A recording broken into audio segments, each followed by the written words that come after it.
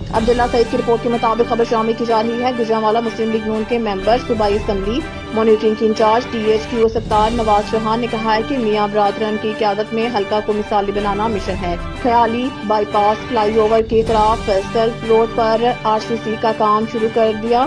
منصوبہ کی تکمیل سے عوام کا نہ صرف دیرینہ مطالبہ پورا ہوگا بلکہ تکلیف دہ سفر بھی آسانی میں بدل جائے گا۔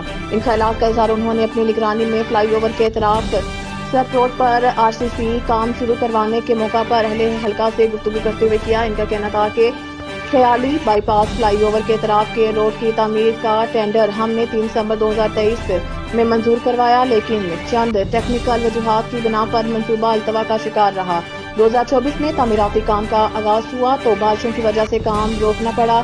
گجرانوالہ کی عوام بالخصوص اہلیان خیالی سے معذرت خواہ ہیں، جن کو تاخیر کی وجہ سے بہت زیادہ مشکلات کا سامنا کرنا پڑا۔